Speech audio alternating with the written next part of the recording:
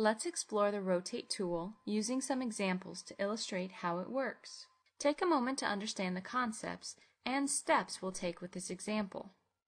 When you pick the Rotate tool, the icon orients itself to any surface you hover over, and you click your mouse button once to set the rotation center and orientation. Then you move your mouse away to establish a rotation arm or base. Click again to set this base. Now, as you move your mouse around, you are rotating the object based on the point and orientation you chose. The usefulness of the rotation arm you set is the ability to rotate precisely to other geometry. Click to finish, and that is how the Rotate tool works. Now, let's show some real examples. What if you wanted to rotate the different hands of a clock? Select the hand you want to rotate first, then choose the Rotate tool and move it to the center of the clock. Click here to set the rotation center. Move to the end of the hand and click to establish a meaningful rotation arm. And now you can rotate the hand to any position you need. Click to finish. Now let's try a new example. We'd like to rotate this vault door into an open position. Select the door, then move the Rotate tool to the door hinges.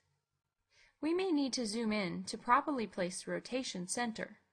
Simply roll your scroll wheel forward to zoom in and out as needed. Now place your rotation arm. In this example, we don't need to move from anywhere specific on the door, but simply picking a direction parallel to the door will work fine. Now rotate the door outward and click to finish. Now that you understand how to use the Rotate tool, here are some additional tips. You can lock the rotate orientation in any direction by holding the Shift key. Hover over a surface or in a plane that you want to lock the rotation to. Hold the Shift key, and now as you move around, the Rotate tool no longer orients to each surface, but remains locked in one orientation. In our clock example, if there was a center cone, it would be difficult to establish the correct orientation. But by locking the orientation, we can easily use the Rotate tool as needed.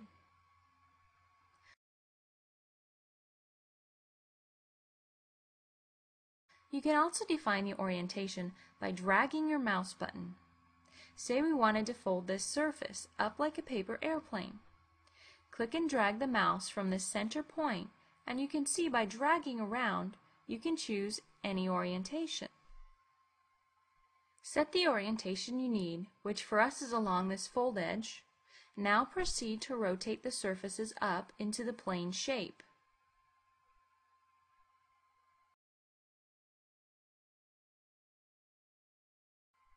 Repeat this process to complete the paper airplane.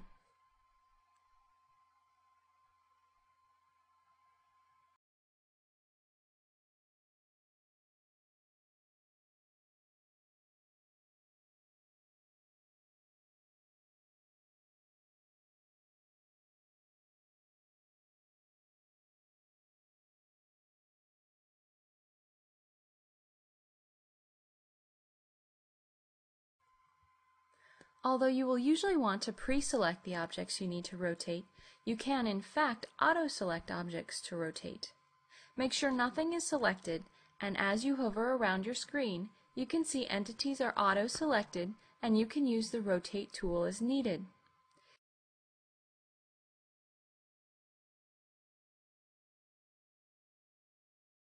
Finally, you can rotate copies and arrays using the Rotate tool. This topic is covered in depth in another video, so for more information, view the video on copies and arrays.